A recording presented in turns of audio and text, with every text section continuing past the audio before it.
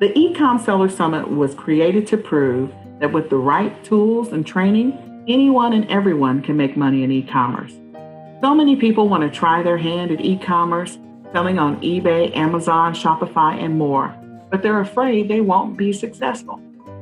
This summit will show you that there's many ways to do e-commerce, and there are many platforms you can explore, because e-commerce really has no limits. It really can pay your bills, and e-commerce never sleeps.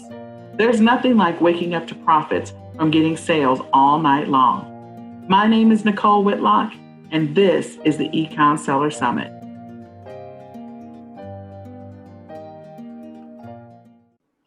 Hello, this is Nicole Whitlock with eCom Sellers, and today our key featured speaker is Kimmi Kettering-Putt. I'm excited about Kimmi's session because of the fact that she's going to be talking about prep centers. She's the owner of Precision Prep, and she's been very successful. A former e-commerce seller, probably still is selling. I don't know, Kimmi. Are you still selling? Yes. Yep. Walmart and Amazon. There you go. So she is still selling, and she's also running a successful prep center. So, Kimmi, the floor is yours. Okay, great. We're going to talk a little bit about our systems today and how we can help you to sell on Amazon through using a prep center. Right. Okay, so you're ready to add? Okay, there we go. Yes, I'm ready. Okay, so we are starting our second year as a prep center.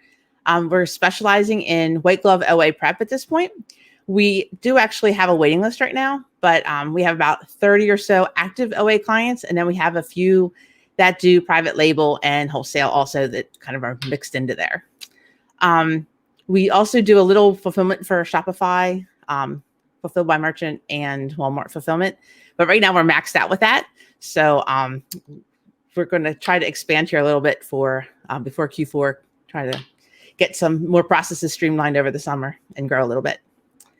So this is kind of just going to talk about general systems for using a prep center, because we get questions a lot from people who just want to know, what to do, what's involved. So this is basically going to be our setup, like how we tell our new customers how things work. And of course, when you sign up with a center, you'll get their actual flow of things, but this is ours. So let's see, we are hoping to be able to open for some new clients in March. We have some plans to hire some more and things like that. Anyway, so we do have a waiting list on our website, which is precisionprep.net. So we're also hoping to start doing some Walmart fulfillment service prep in the future. We have a few that we're testing out, including my store right now to learn the kinks and get that all through. So this presentation is about our specific processes, as I said earlier. Nobody's going to care about your business as much as you do. So when you have time, space issues, things like that, maybe you don't want to deal with payroll, or you don't want to deal with employees, then the prep center is a great way for you to be able to outsource your business and scale.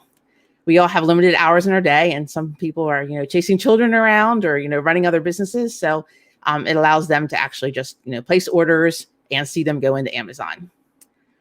We want to talk about the benefits of using a prep center, the processes of using a prep center, problems encountered with prep centers, and how to be the best client for a prep center. So why you use a prep center? If you want to get this mess out of your house, this would be one reason. This is some basement shots and things like that. Some other sellers that I know. You can accept boxes when you're not home. So if you have shipments coming in all day, you're not stuck home waiting, and we can ship without you. So you don't have to be there, doing the shipment going into FBA. We have our UPS truck comes through for us, so you don't have to wait for them. We have save your time, save your space. With a little strategy, it can actually cost you nothing depending on where you live. So we are not doing free prep services, but I want to show you a little math here. If we take it, for example, that you live in a state like Tennessee, your tax rate for clothing is going to be 9.75%. And I think they go by county there, so depending on your county. So if we look at the math, you buy a Nike shirt by online arbitrage from Kohl's.com. That shirt is $24.99. And of course, you get extra points on Kohl's Cash Weekend. And if you're not taking advantage of Kohl's Cash, you're missing out on some free money there. So if you ship the item to your home in Tennessee, it's going to cost you sales tax of $2.44, which is $24.99 at 9.75%, which is going to give you a total of $27.43 for that item. Then if you ship it to a prep center that's tax-free for clothing, which there's a lot of us out there, our fee for us is $1.30 to prep for online arbitrage buys. And that's by putting it, removing the price tags, putting it in a poly bag, making it look nice, putting the Amazon label on it, everything that you would do, creating your shipment. Then it's going to cost you $26.29. So you just saved $1.14, plus you got your time, no boxes in your living room, no poly bags floating around your table. Okay, so I'm saving money because of where you're located, right? Mm-hmm. Yes. So where are you located again? We're in Pennsylvania, so we're sales tax free for clothing and grocery. Oh my gosh! So that's a good thing to remember, guys. Is that that's going to impact your profit, your bottom line profit. It's also going to help you, from a calculation from a taxation standpoint. So that's pretty cool. You were also saying that you're beginning the early stages of Walmart Fulfillment Center. Right. Yes. We're just literally starting that. We're experimenting with that. So I was just accepted into the fulfillment services program. So we're experimenting with some shipments. And then I have 2 clients that I work with that are selling on Amazon, and they're like first on the list. They want to try it too. So we'll see how that goes through the summer and get our processes down, and then hopefully open that up a little bit for other clients. Okay. That sounds pretty cool. So for those who don't know, Walmart Fulfillment Services actually just launched, it feels like, in the last 9 months or so. So it's fairly new for Walmart. It's very similar to Amazon fulfillment or FB. Well, it's not similar, but it is similar. The intent is that your inventory is already fully prepped when you're sending to Walmart Fulfillment Services. So if your inventory is not fully prepped and you need to prep it, I think Kimmi and her team is testing something out on using that so that you can do the prep. She can do the prep for you maybe in the future, and then send it on to Walmart Fulfillment Services. So that's great to know. That's really good to know. All right, I'll be quiet. Hey, no problem. Jump on in. So now you know the benefits. So we'll look at our processes. Requirements. Every prep center has their own requirements. We require that our clients have Inventory Lab. With Inventory Lab's features, we provide the white glove services by entering all of your data and your costs straight from your Google Sheet. We do need user permissions granted in both Inventory Lab and Seller Central. With OA, you have a Google Sheet, and I'm going to see if my little link opens it here. This is the drum roll. And I'm going to ask a question while we're drum rolling. Okay. So is there a potential opportunity in the future that you'll integrate with other softwares in addition to Inventory Lab? I am not sure. Right now, Inventory Lab has just been so helpful because we do a lot of groceries. So, you can get your expiration date right on the label. You can print it as things come in. So, some of our customers get, 5 boxes one day, none the next, and then 20 the next, so we can actually enter things into the system and then hold them. And I'll talk a little bit more about that here, how our process works with that. But it's been so seamless, I guess is the word, using it. So we've gotten really accustomed to that. And we kind of use that as when we're going to send a shipment in and things like that. Okay, so I'm not opposed to other softwares, but that's just the one that we are very, very familiar with at this point, working with everybody. Okay. So the Google Sheet here, we enter, or our clients enter the vendor, then the date, and then the order number. And this is important because when we get a box in, maybe you order from the same supplier multiple times. Some people like to, they're playing the game with OA, keeping it under 5 items, per order. So they might be ordering, if they're trying to go deep for Q4, they might be ordering 20 things. And so they're ordering 5 shipments of 4, things like that. So this helps us to know which one, especially if you're using Kohl's Cash, you might get cheaper items on one order than another. So, we're calculating your cost for you into Inventory Lab. So this is where it's important to have your order number so that we can put your pricing in accordingly. So we search the order number, make sure we have the right item. You're going to put a basic description there. If it's like some sort of shoes or shirt, you're going to put the size. Then you choose the ASIN. whether it's an ASIN that's scannable or not scannable, we go by this ASIN that's in here. So like a lot of people will use items that don't populate right away on Amazon. So you put your own there. The date expected, that's, hit or miss. Then your purchase price, the price you want to sell it on Amazon. Then if you have any kind of special code or anything with the MSKU, I'll show you here in a little bit. We do one general one that basically is the store it's sourced from and the price and the date, so you can track it. That's like our generic one we do for all of our customers. But if you have your own system, which some of our customers do, they have buyers, things like that. So they have their own titles. And then we just copy and paste that into there for you from this sheet in the inventory lab. Number of units we're expecting, the date. And I'm sorry, you put the number of units you're expecting. And then we put the date it's received, the number of units we receive, the date it's shipped out. And then there's others, like if it's an individual or bundle, you let us know that also. And that's pretty much it for that. Relatively simple. Then let's see my next slide. So how this procedure and flow works. Your package comes from the supplier, comes to our door. You're going to have your name on it and then our prep center's address. This helps us to keep everything arranged by customer. Everybody goes on a rolling cart by customer name. So this is something that a lot of people who use a prep center for the first time tend to get confused on. They put the prep center name or the prep center address, and then we have to try to figure out whose sheet this belongs to until that's all sorted out. So you always want to have your name or your business name or something like that in there with the address, with our address. The staff then puts your item on a rolling rack with the other items. So everything's together when we start your shipment. The staff will open the Google sheet, and you can see here we have the two sheets. We have a couple different stations. This is one of them. So the inventory lab's open here, your Google sheet's here, so we can just copy paste from one to the other. It's very simple. And the little Dymo prints out right there, and it goes right on your item so they don't get mixed up with somebody else's or anything like that. Because we do have, since we do a lot of grocery, we do sometimes get some people that are selling a similar thing. Not every center will run this way, but you contact your center to find out their specifics. We do like to consider ourselves a partner in the business. So much like a VA, we're assisting you with these little details so you can be out there analyzing and making your buys. We, by entering all of this information into Inventory Lab, it allows your accounting processes. You can know exactly what you paid per SKU. In this part here, the staff will open this for the shipments, and then we find your item, capture the ASIN, and it gives us this here cost calculator. So we will put the prep cost here and other cost.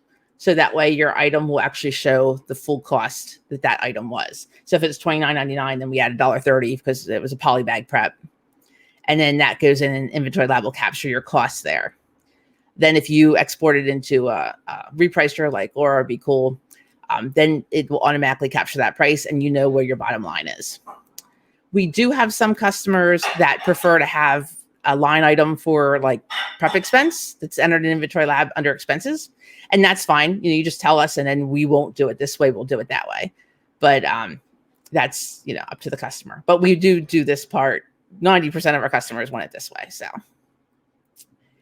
we enter the MSKU, like we said earlier, based on how you want it. This is the basic one that we have formatted for all new clients, unless they bring their own. So it'll say the source, which is here, and then the buy cost, and then the date. That allows you to look it up. If you ever have an IP claim or whatever, you can look right there and you can say, oh, okay, this came from Sally's and it was $7.40. And this was the date of my receipt, which was, what is that? 20? I can't even read it. I'm not sure what that date is. 2021. So, okay. February 12th, 2021, getting a little buggy eyed here. And so then you can look up the receipt for the claims. Let's see next. So you're going to include the store and the date of purchase on your Google sheet, like I'm saying here, so we can capture that. Let's see. We will use the listing price to Amazon that you enter into the Google sheet. So down here, I have a copy of it. And we have purchase price here, listing price to Amazon. So if you want to sell that for $49.99, we'll put it in there as $49.99 as your sell price into Inventory Lab. So it goes through that way. Now, if we see when we put it in there for $49.99 that the lowest FBA price right now is $55.99, we'll actually just put it in at $55.99 and match that. So you're not losing that money there. We try to help you get whatever money you can get, right? In Inventory Lab, we generate the label for your specific product going into your Amazon account. We then will check your items for damages, stains, stickers, any kind of store printing, packaging, that kind of thing. We will remove all that, and then we'll bubble wrap it, polybag it, or just label it, depending on what is needed for Amazon's requirements. When we do this, like, we keep it in the box until it comes to that stage. So that is what ensures that your items are not lost or misplaced, things like that. And then from there, we put into a plastic bin with your name on it, and then it's shelved on our completed rolling rack, which is, it's kind of a fun angle because I was trying to not capture anybody's products in it. So I was kind of like, okay, here we go. But like basically the sticky notes will say a client's name. This one says like client number 3, I think is what I put on there. And then it'll be filled with that client's products. Let's see.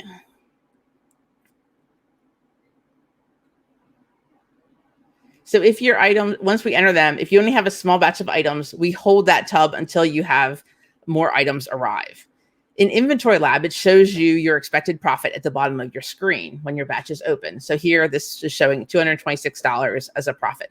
We would probably hold that and get a few more items in, because when Amazon, breaks up your shipments, things like that, you're not necessarily going to be that profitable if this goes to 4 locations. So we usually try to shoot for $250 or for $3 to $350 now. And we'll wait until you have that much. We do have some clients that just want stuff sent right away, even if there's only a $20 profit. So we will do that for them. But most clients are just starting out or whatever. So we do hold it till they have enough to actually make some money on their shipments. Based on your volume, we could be sending your shipment once a week, twice a week, sometimes 2 weeks. If somebody's just sending, if like one item's coming in the day, depends how much you order at a time and all that. When your batch has enough profit, we scan your items into the boxes per Inventory Lab's assignments. This is actually our final QA. Our shipper will double check the items, make sure that everything matches, make sure the things aren't leaking or the stickers, and then we scan them into the box. And this is the rolling rack, was just in the prep room, comes out here, and then this is where it's put into the box. Our scale's right over here, and then the boxes are right there for our UPS pickup. So there's really no way that the box can get lost or misplaced. It's like literally right there, and that space is empty then once UPS comes through. And let's see how we know our clients' items are not intermingled. As mentioned before, when we're prepping them, the sticker goes right on it from Inventory Lab, because Inventory Lab will print the stickers immediately when you're processing it. So that's the way that we ensure that things aren't intermingled. If multiple people order the same shampoo, we can track it that way, and we know whose is who. When you're scanning it then into the final shipments, the Inventory Lab, the scanner will like beep at you, so it was the wrong item, didn't belong in there. And that's the same process of how we know things were packed into your shipment. Sometimes Amazon will say, "Oh, well, we didn't receive an eyeshadow or something," and we're like, "No, we know it was there because it's scanned into there. We literally cannot not put it in there. If it scans, it goes in." And I do know we have not had to do it, but we've had a few people that have told us that the Inventory Lab system that generates the packing slips have actually been proof to Amazon to prove that something was shipped, if you ever have to contest anything like that. That's always good to know. That's one of the challenges you have sometimes. Yeah, it's a protection to the seller, and that's one of the challenges the sellers have sometimes. That's good to know. Let's see. Let's skip through that one. All right. Some prep problem solving. So things that happen, expiration dates, we get damages, missing items, from your order, maybe only 2 size 5s came in and it was supposed to be 3, things like that, or they sent a 4 instead of a 5, and returns. These are all different things that we encounter.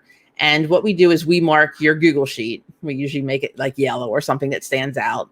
We do have a WhatsApp, and then we have Facebook Messenger also. We'll send a picture, let you know, hey, this happened, and then mark it on the Google Sheet. Then you can create the return label. And we have been offering that free of charge. So we don't charge for returns. But in that is the customer's expectation that the customer sends us a label. we don't file anything or contact, the shops and say, something didn't arrive. We tell the client, and the client's responsibility then is to contact, Target or whoever it is, and then send us a label if it's a return. Some tips we have is things like avoiding canned goods from Walmart, Target. They do not package them very well, especially around Q4. We got things that were like baking supplies and cans, and they were all like just this big, messy, but just a mess. So, things like that. So you want to kind of look at other people that might, like if there's a good profit margin on canned goods, don't necessarily walk away from that, but just look for other sources. Like there's food distributors out there, restaurant supply shops, things like that will often, they do the same thing. They'll send you an online order, but it'll be really nicely packed. It'll be pretty, and it won't, be a bent and dent thing, because they're trying for appearances a little more than Walmart is. Another thing, when you're saying Walmart, you're not just talking Walmart brand. You're talking about anything you bought in the store at Walmart. Right, like anything that you order on Walmart.com, yeah. Okay. And ship it. And that's another thing. We do have clients that use Shipt and Walmart Plus delivery and deliver their items to us. And a lot of times they're in good shape. So you can order canned goods delivered to the prep center. We have a couple Walmarts that are very close. So that's an option, but it's just really hard. Like we have had very poor, there hasn't been really any success, because even if, say they order a 12 case of cans and 5 come in damaged, and then they submit it and Walmart says, okay, we'll send another 5, they're damaged. Like we've literally had some cans that we've never gotten in here, that they're damaged every time. It's a nightmare sometimes. So that's why I just strongly suggest, it's great if you can find a profitable one, but just find another source or have it delivered, by Walmart Plus, because when they're carrying it in, it's not like being shipped. Well, and if you do a great job of, if you're going out to do retail arbitrage and you're getting the cans yourself, you can pick them out, and then you can package them well. You have to package them well, but yeah. Right. But most of the people that are sending to a prep center aren't doing that. Yeah. Then if you're buying shoes, things like that, we have had a lot of problems with Nordstrom Rack. They have been sending everything in a brown box. And so if you're trying to make sure your shoes show up in the right packaging, if they're high brand or whatever, that's just a store to avoid. You can still look for other great shoe sources, and you can Google it. There's plenty of other places out there, but Nordstrom Rack has just been pretty much constantly sending regular boxes. So we've been telling clients to steer clear from there. Okay, good to know. Next one. I have a Nordstrom Rack around the corner. Well, if you go in and pick it out, you might be able to. I know sometimes they cut the lids off there, at least ours. Yeah. So like really. So for to be the best prep center client that you can be, we have a couple of things here. First of all, make sure all your orders are updated in your shared Google Sheet right away. We have some people that we have to chase down. When we have a whole whole rack of boxes and we start to prep, and then it's like, oh, this one's on the sheet, this one's on the sheet. So it kind of just puts a kink in our plans for the day. So it's really important to have that. Returns happen. So yes, they can arrive damaged, as we've spoken about earlier. It's part of the business. And as I said earlier, we don't charge for these returns, but we want the client to handle that return in a timely manner. We don't want to see those dented cans. A lot of times they'll say, like Walmart will say return it, or they'll say dispose of it. But we want that direction from the client to tell us what to do with it, so it's not sitting there looking at us every day. Prompt payment, of course, is also a key quality as well. And I think that's the end of my slideshow. Oh my goodness. Was I really, really quick here? That was super fast. All right. Okay. Well, then we'll talk for just a couple of minutes. So for those of you that are interested in transitioning to a prep center, one of the main key features and benefits that I always look at for a prep center, in addition to that whole cost savings taxation in Pennsylvania, is, again, getting the stuff out of your house. And also like freeing up your time, regaining your time. That's such a big deal. So do you have like a few success stories of people that have shared with you, like, since I've gone with you, Kimmi, this is what's happened, Now I Yes. can play with my dog, or I can go climb. Right. We do actually hear So that a lot. And a lot of it just has to do with sourcing time because they're putting their energy and time into focusing on the buys. And there's not that whole thing like, oh my gosh, I got a box I got to get out, and they're not thinking about that or seeing it piled up and being like, oh, I got to deal with that first. It really saves that time because you're not doing any of that. So now you take that time and you apply it to sourcing. And you do your research and you send more and you just see that balloon start to happen. And that has happened for pretty much all of our customers. Like everybody's volume has been going up and up and up, especially with this whole COVID fun. yes, It has not been stopping. It has not been slowing down. Normally we have a little bit of a slow this time of year and that has not happened. If anything, it's more than Q4 for us. So it's been a blessing and a curse sometimes depending on the day. I understand. So that's a good thing to hear because, yeah, people, they can now invest more time in their sourcing. So make a note of that. That's another reason why you should transition to a prep center. Then the other thing is the onboarding process. So tell me, from a smaller seller that may be selling a little bit of things to a bigger seller that actually has volumes of stuff and they want to transition. I know that you're like, you're waiting to hire some more staff, so you guys are kind of tapped out, but at some point you won't be, hopefully in March. Right. So walk me through like some of the time frame for an onboarding for a new person that has very little inventory. What are the things that they need to, from a timing standpoint, be thinking about? And then someone that has a boatload of inventory, like they are a big seller. So tell me what are some of the things that how you handle those two different customers? So the smaller sellers, they generally, it might take a little longer for those items to trickle in. It's more ideal if they can get it from sources that, because you want things to go in quickly and flip quickly. You want that, and so you want to kind of make sure you don't have half of your order coming in tomorrow and the next half of your order coming in, in a 2-week from a store that's supplying in 2 weeks. You want to have enough coming in at the same time to be able to get your items out the door at the same time. So you want to have that like $250 profit pretty much. And for the larger sellers, we just basically just keep it flowing, we have some that we can pretty much get a shipment out 3 or 4 times a week. Just every day there's boxes and boxes and, whatever we get prepped, we send because they have at least, a $500 profit every day. So, and we just keep that moving for them.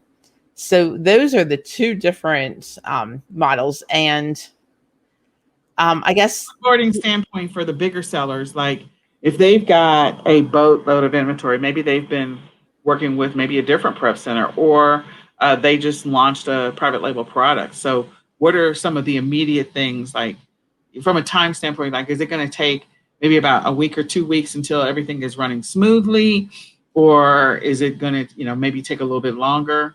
if everything is lined up in the sheet and everything's, we can pretty much jump right into it. There's not really that much of especially if it's somebody who is a seasoned seller, because they already know the drill. And we just, pretty much jump right in.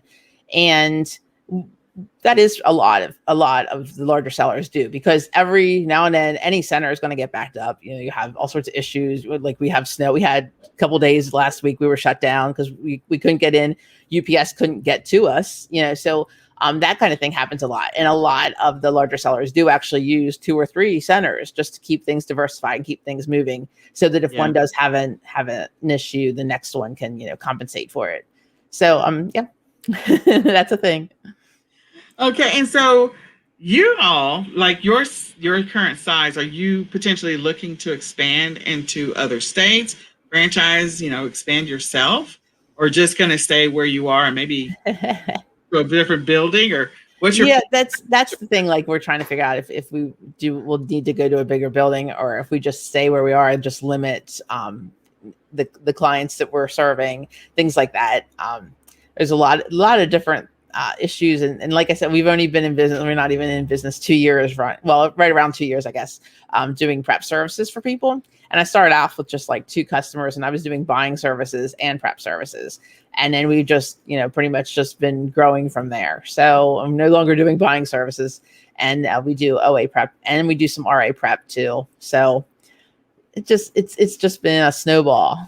And I think we're up to like 6 employees now. And so we need to add some more here to keep up with the volume and to be able to handle when snow hits. And then like 2 days later, we get like boxes everywhere. So yes.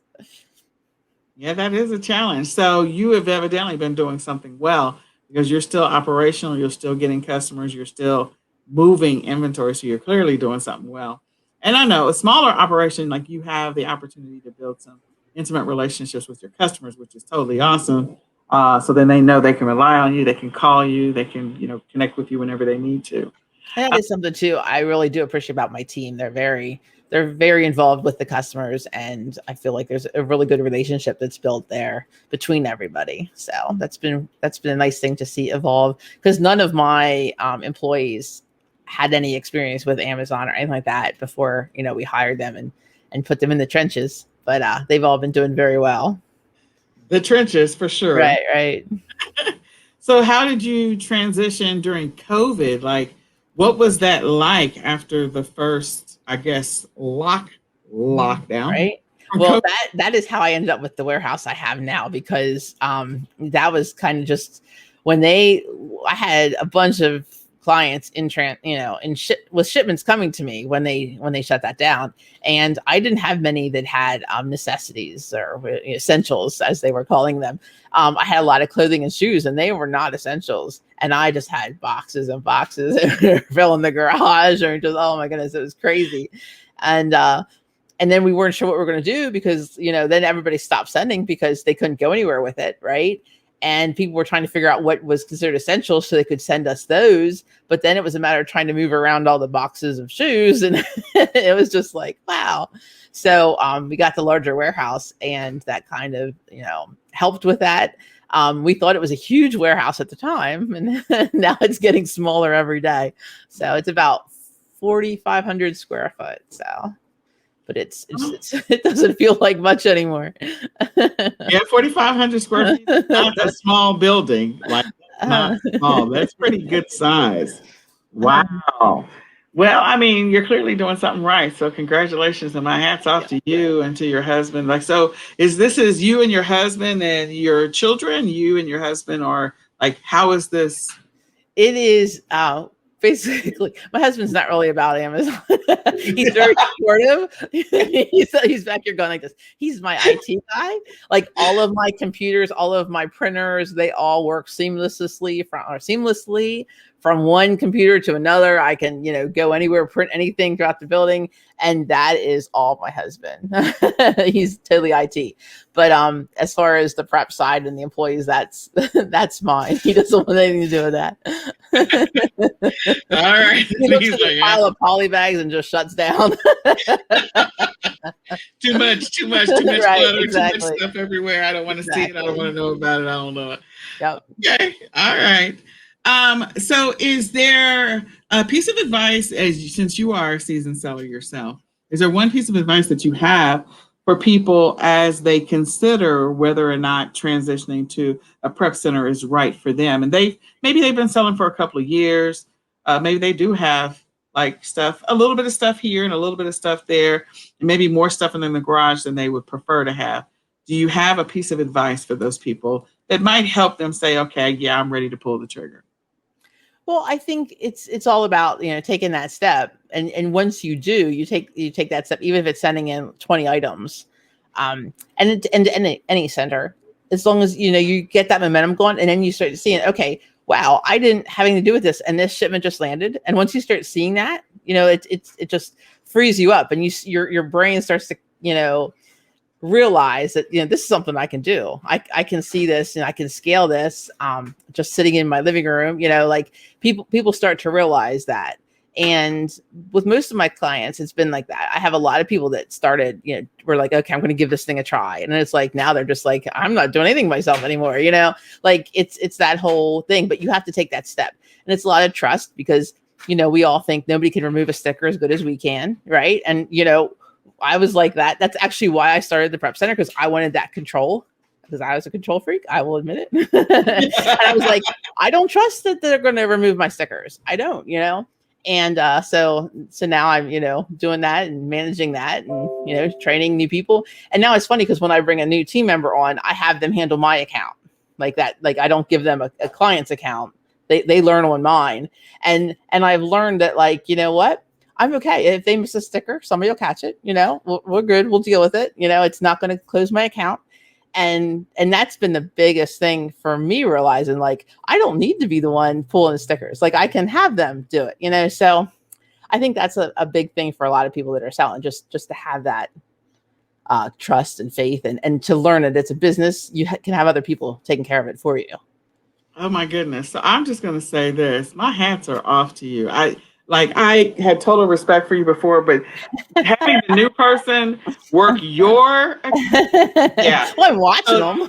Yeah. Well, but here's the deal. Like, so if I become a customer, or somebody else decides to become a customer, the fact that she's like, okay, I want to make sure this person is trained right. So they're going to work my account first and get their feet wet and learn and do what they need to do so that they are fully trained before they touch anybody else's account. Like, that's actually a great thing. That's a nice quality for you to have that much concern and compassion about other people's businesses. That you're like, okay, I'll be not necessarily a test dummy, but let's do a trial run on mine. And it'll be my problem if something happens. Yeah, and then you'll get golden, you'll get good, you'll get better at it. And once you're better at it, okay, now I'll let you do somebody else's. So that actually is reassuring, because I can say, I talked to a couple of other prep centers. That's not the case with other prep centers. I just want you to know that. So that's a unique thing to Kimmi, and the gold standard for Kenny. So I like that. I just want you to know that. That's really good. So long-term storage fees. We all love Amazon's long-term storage fees. What I'm being sarcastic. What do you like? You charge for long-term? Are your fees comparable to Amazon's, less than Amazon's? How do you operate? Or are you like, we like to move inventory here, so we're not holding a bunch of stuff for you? Yeah, I haven't really had to deal with that, because most of the time I've dealt with merch fulfilled. It's my clients, it's stuff that's moving fast. It's stuff that either had too short of a date that they couldn't send in, or it's stuff that was hot during Q4 and they had storage limits, and so they were sending it to me to fulfill. Okay. So I haven't really had to. I do have one client that's Shopify, and she has like 2 pallet racks, and she just pays for the storage, and then we fulfill for her. Okay. So that kind of, and same with Walmart. It's just the fulfillment. Like, I don't really have anything that's sitting.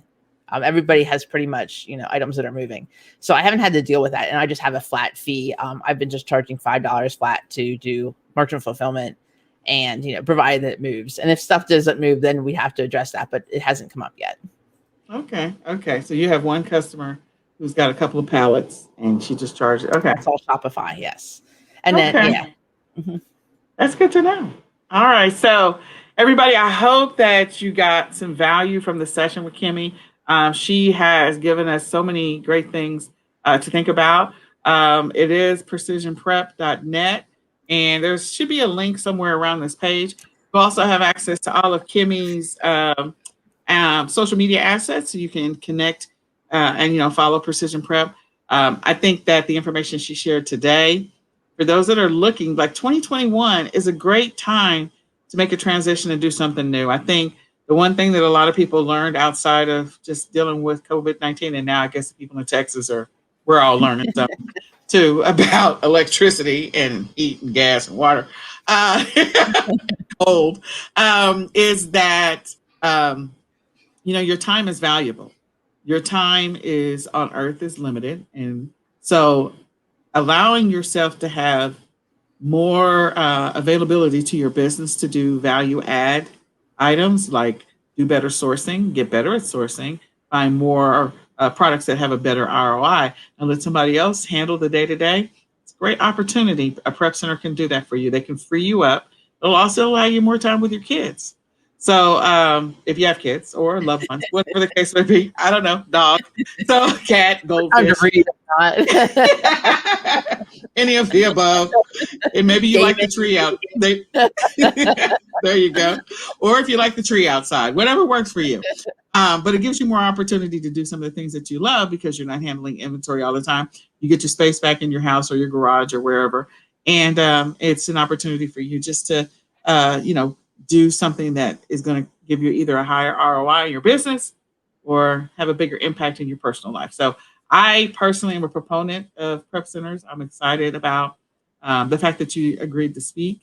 And there was another question I wanted to ask you, and now it is like escaped me because there was one question I wanted to ask about your prep center. So it'll probably come to me at a later time. Um, so anyway, I want you guys to, grab the all access pass. Kimmi has a great offer where she is waiving the registration fee. Again, she's hoping to open up some spots in March. And so I think you can find the right prep center with the right level of customer service for your business needs. Definitely do that. I think Kimmi and her team are probably that. And so I would strongly consider that in the future when she has space and has some availability to bandwidth. Right. I'm glad that you're a part of the summit, Kimmi. So thank you so much for sharing. Thanks for having me. All right. We'll talk to you guys later. This has been our masterclass on precision prep and prep centers. Bye. Yeah.